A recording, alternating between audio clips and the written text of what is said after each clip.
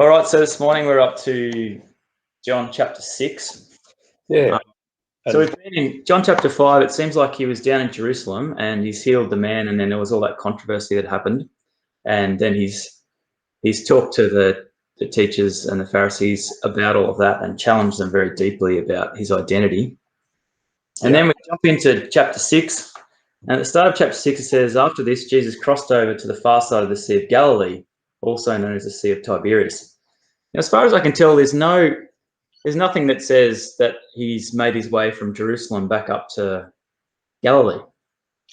There is not, and it jars a little bit, and it's probably good for us to remind ourselves that when John talked about what he was doing, writing the gospel, and back in chapter 24, I think it is. 21? 21, is it? There are many other things that Jesus did that are not recorded in this book, but these are recorded that you may believe that Jesus is the Christ, the Son of God, and that by believing you might have life in his name. And so John, I suppose he's already made an excuse for leaving a lot out, and it made me think again, okay, there's no connection here. There's no geographical movement. So it really is it made me think about how John has arranged the records that he made of Jesus' life and teaching. He's arranged them so that we get he's got a purpose in mind, of course, to show that Jesus is Christ, the Son of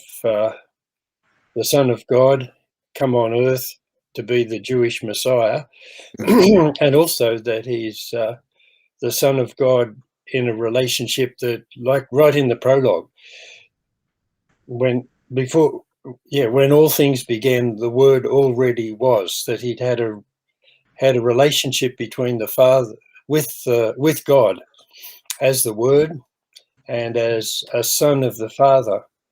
And it came to me that in chapter 5, John talks about a crisis, the healing of the lame man right in Jerusalem, and then this discussion with a group of theologically educated Jews who really gave him a hard time because he said, my Father has never yet ceased his work, and I am working too, which was his way of saying, look, the Sabbath laws, the way you think about them, you've missed the point.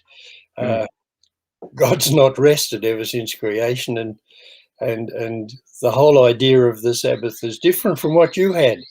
It's not there as just something that tickles God's fancy and he loves you to do it, and if you don't do it, he's going to get angry.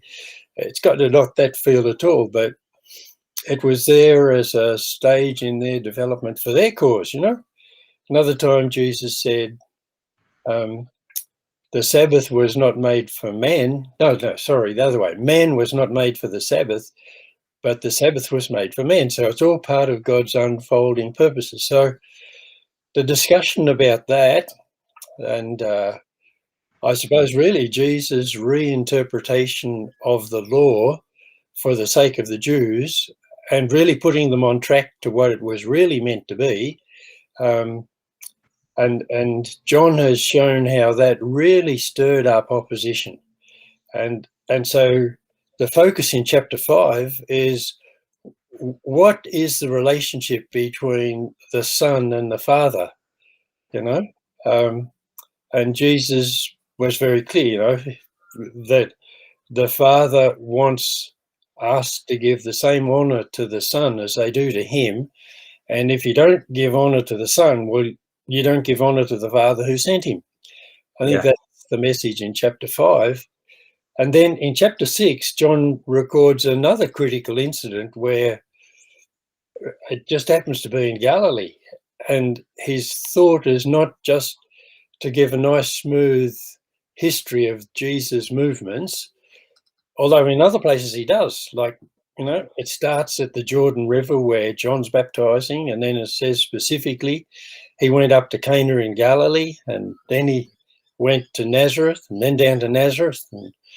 And then in chapter 2, he's down for one of the Passover festivals in Jerusalem and throws the traders out of the temple because they weren't honouring God. And then again talks about him coming back up to Galilee and healing the I think he was an official, wasn't he? The official's son, Yeah. From Capernaum.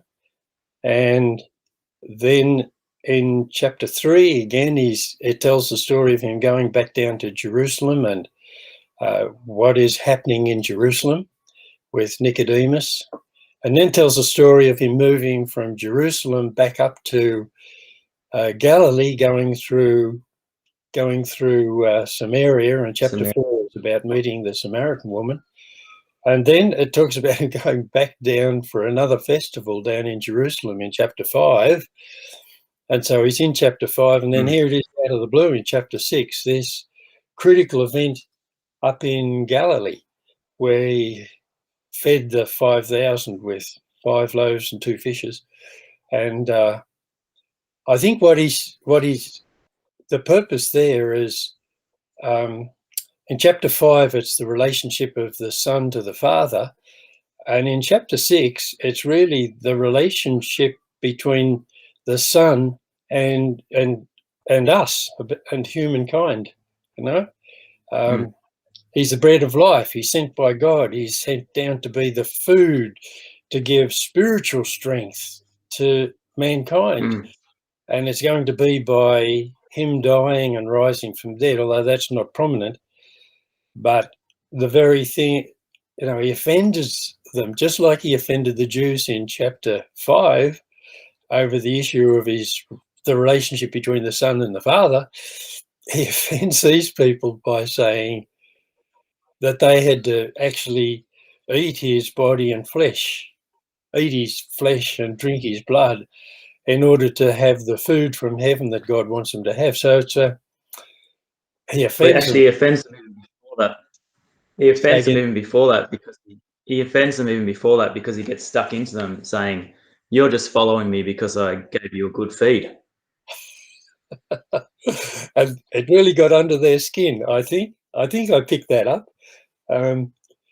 When they found him on the other side, the question they had is, "Rabbi, when did you come here?"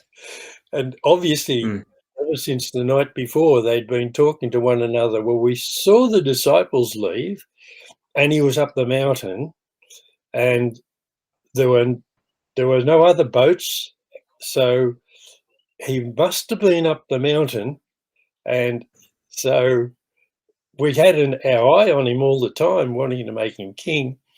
And the question that they were asking is, just when did he slip out of our grasp? When did he get away from us? And of course, Jesus ignores their question, although the answer is, well, I came across here when you were looking in the wrong place for the wrong reason. On the other side. And the wrong reason was partly because their hunger was like you said, hunger was satisfied by the loaves that they ate, not because they saw the sign. And the other reason, of course, was they figured, well, here's our chance. Let's rebel against the Romans. Here's a leader that can do this sort of stuff. We don't need anybody else. Let's go get him. Yeah, let's make him king. Yeah. Yeah, so that in a way that there's the physical feeding that's happened, but also what they're seeing in Jesus is feeding something in them, which is connected to sort of this world and rebelling against the Romans. And then at the end of the chapter, Jesus' challenge is, no, not that. Don't feed that. Feed on me and feed on my relationship with the Father, my relationship with you. That's the core of all of this. It is. So, he says it right at the start. Yeah. He says, was it something like, you came seeking me because of the loaves that you ate. You should work not for this perishable food, but for the food that lasts, the food of eternal life, which the Son will give you. Yeah. And that's his message, you know? Yeah. All right. So that's the big picture of chapter 6. Would it be worth drilling down a bit and looking at some of the details of that story? The first Okay. one, just the feeding of the 5,000. So there's a big crowd who's followed him wherever he went. Then Jesus sees them coming, sits on the hill, sits down with his disciples around him. It's close to the Jewish Passover. And then a huge crowd, he sees the crowd coming for him. And so he turns to Philip and says, where can we buy bread for all these people? He was testing Philip, for he already knew what he was going to do. Philip replied, even if we worked for months, we wouldn't have enough money to feed them. Then Andrew, Simon Peter's brother, spoke up. There's a young boy here with 5 barley loaves and 2 fish, but what good is that with this huge crowd? Tell everyone to sit down, Jesus said. So they all sat down on the grassy slopes, 5,000 men. Then Jesus took the loaves, gave thanks, distributed it to the people. Then he did the same with the fish. They ate as much as they wanted. And after everyone was full, Jesus told his disciples, now gather the leftovers so that nothing is wasted. So they picked up the pieces and filled them 12 baskets with scraps left by the people who had eaten from the 5 barley loaves. When the people saw him do this miraculous sign, they exclaimed, surely he is the prophet we have been expecting. When Jesus saw that they were ready to force him to be their king, he slipped away into the hills by himself. What are the sort of key things in that story there? I suppose the things that get my attention is first the whole conversation with Philip, and that he would, even though he has a plan of what he's going to do, he still asks Philip. What's the significance of that, do you think? That asking, even when you've got a plan, he knows what he's doing, he's got a plan. Yeah, in Luke chapter 9, where the same story is told, there's no talk at all of this preliminary question by Jesus to Philip. It's not until the end when the disciples say, quick, send them away so they can go and get some food for themselves and some lodging, because this is a pretty lonely place. And then Jesus put the challenge to them. And it's the same thing, you know, we have to work for months, 200 denarii it would take. And even then, not enough to feed 5,000 men, and goodness knows how many women and children were there as well. So I was trying to think, what is that about? One thing, obviously, is that, God does continually test us, and sometimes it's big things. My one of my nephews and his wife just lost a little baby. He needed an operation immediately after he was born, and the operation was a total success, but the little boy died after 6 days. And there's an inquest going on, and they've had a memorial service, but the body is still being kept to see what really went wrong, because he shouldn't have died.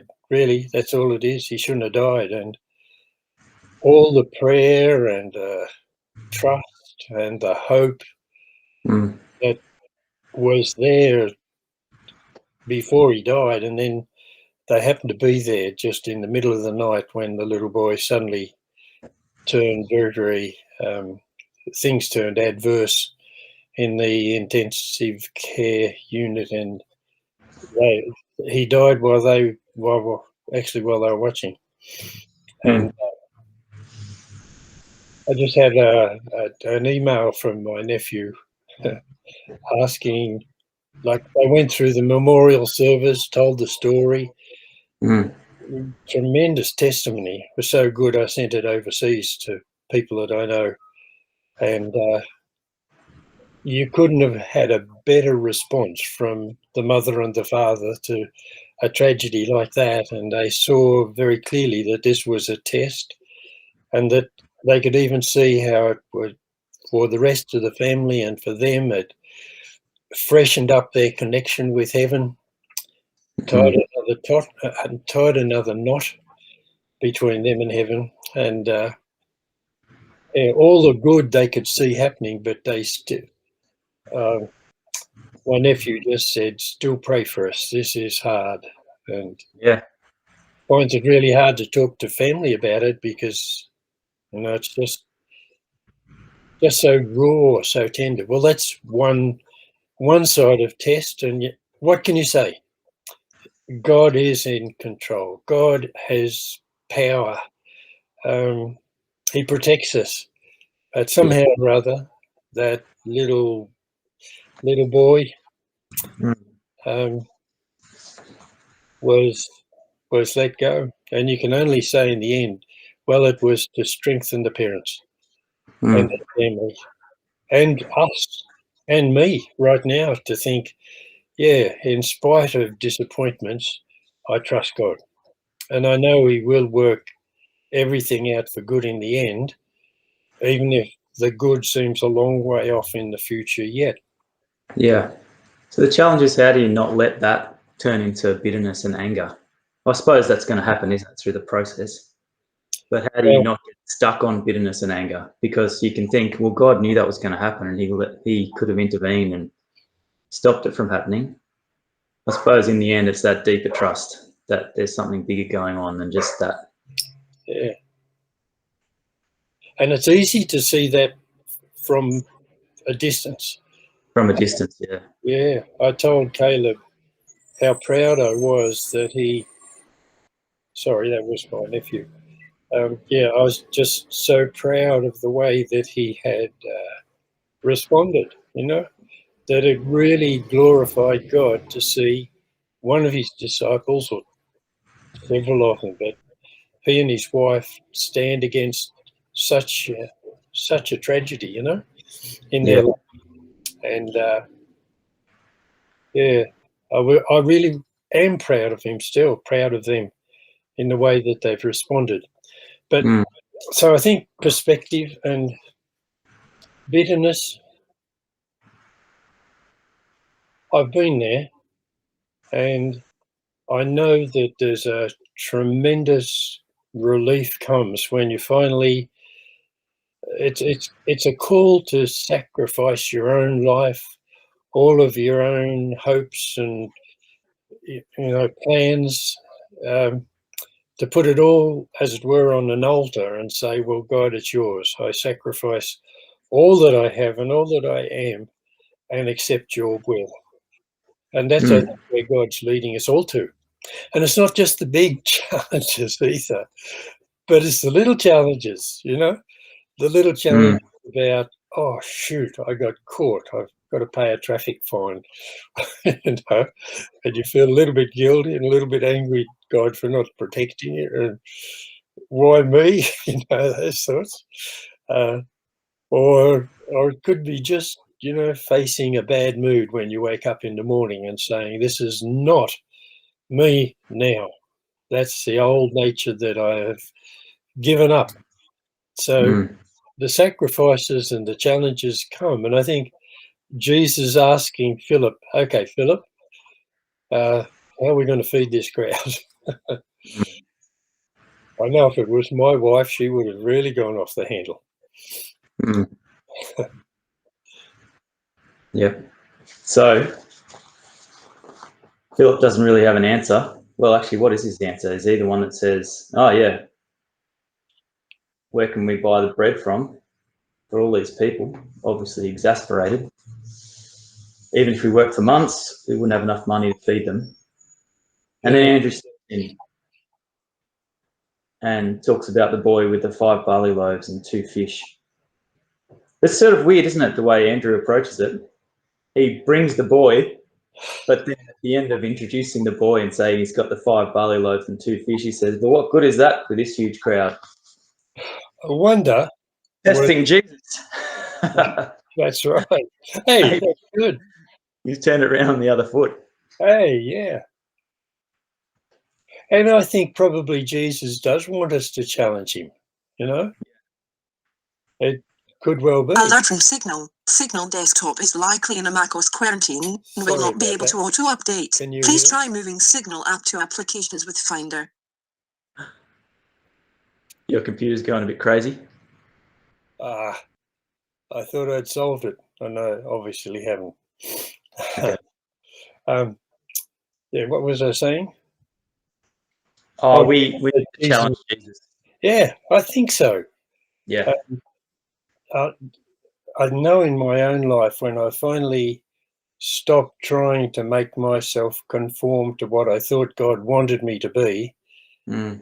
and I decided to become utterly honest with God in my prayer life and complain when it's time to complain and to put challenges out to Him, even knowing that, you know, what ultimately I'm going to come to the conclusion, as I said, of just simply sacrificing, even if it's can't see why.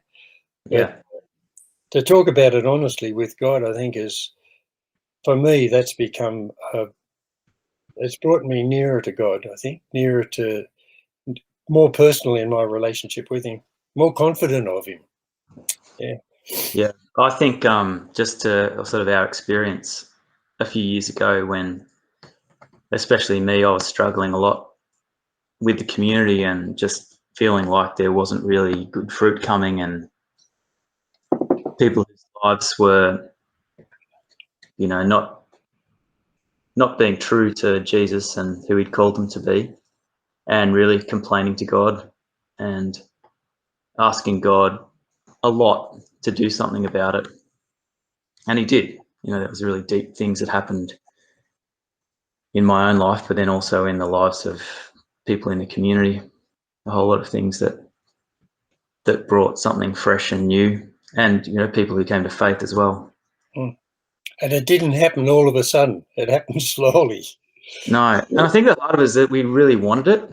Yeah. There was a really deep crying out to God. I can remember in my morning prayers, you know, going for a bike ride and standing on the tower looking out over Bendigo and just sort of being angry with God and just asking Him when He's going to do something to sort all this stuff out.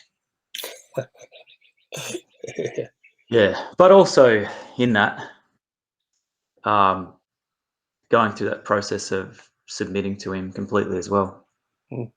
And Lucas, I am sure that God felt closer to you when you were angry at Him than when you were singing hymns and saying prayers with your thoughts on something else. Yeah, that's true. So, yeah, it's really interesting to, again, this back to John. I was really struck at how John seems to just mention it. This is how it happened. Like he was there and he was remembering it. And maybe there's no purpose at all in the fact that Luke had a different sort of story than what John had.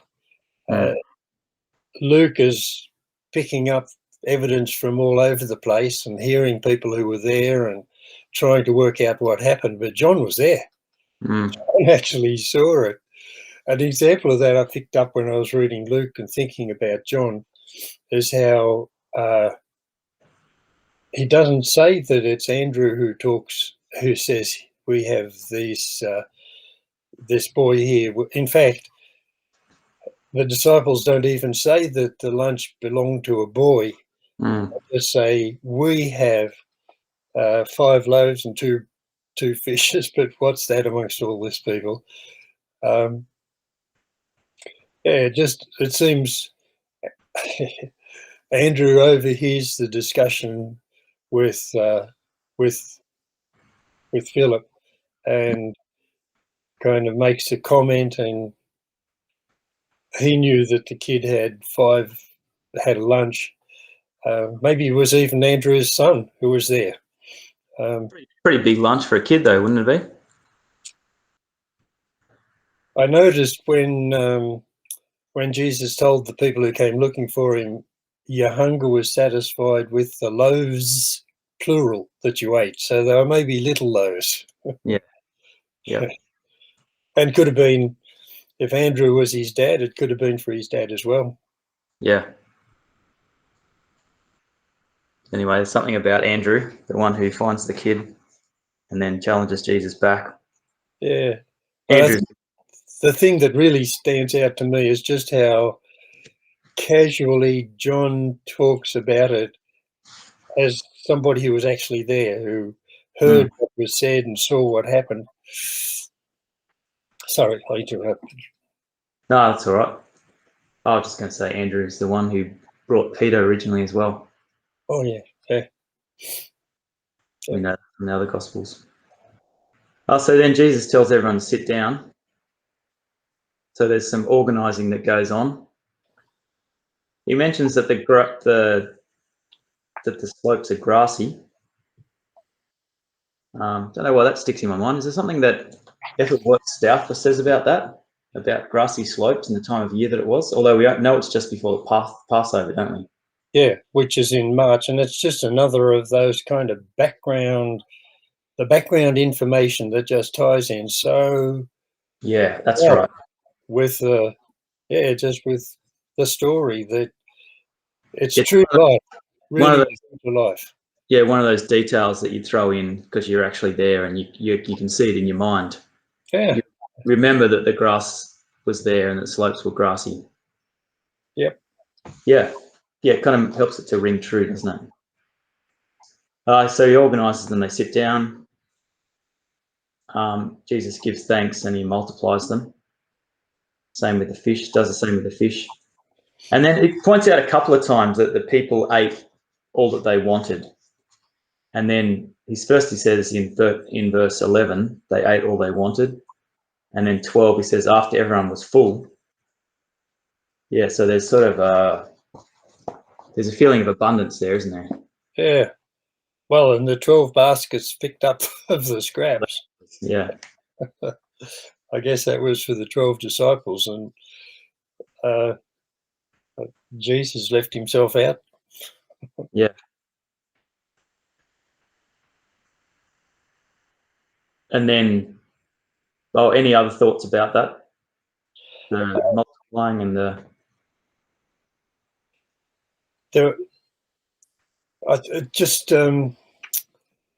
One thought, in Mark's gospel, the account of the same event, he ordered them to make the people sit down in groups on the green grass, and they sat down in rows.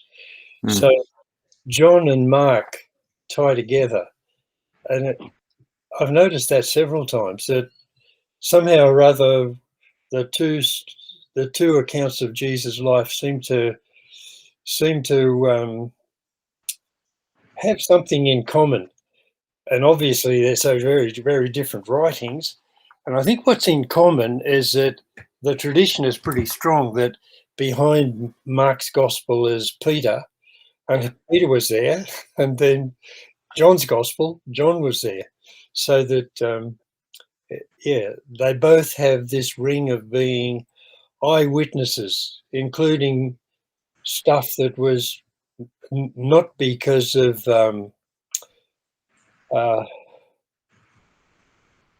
it wasn't in their minds for a purpose. It was just there because it was there. I like that. And then the other thought I had was, John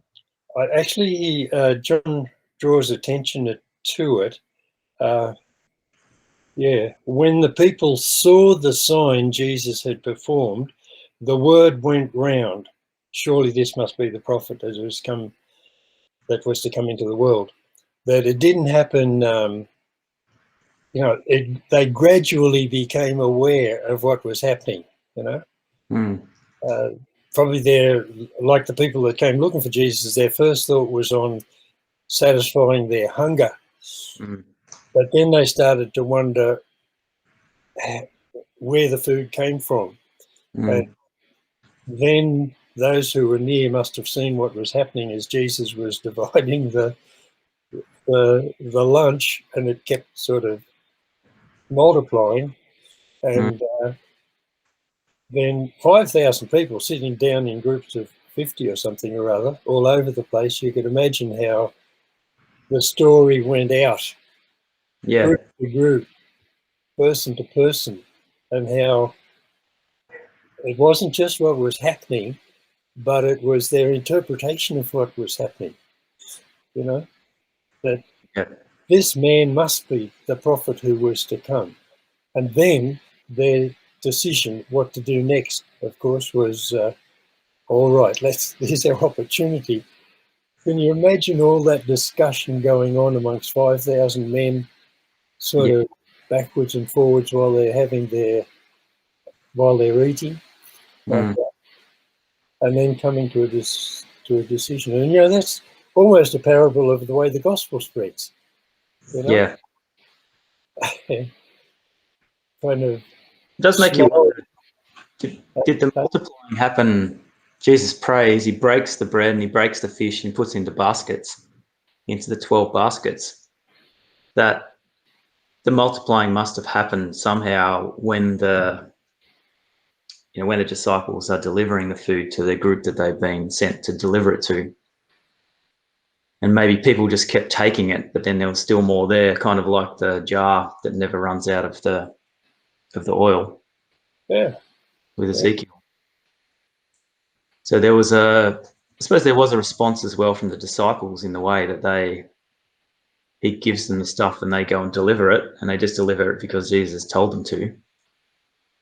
But I wonder what was awakening in them as they kept delivering it and keeps getting passed around and it's not running out. What would you be thinking? Yeah, what would you be thinking? Well, I think that's a whole point of this,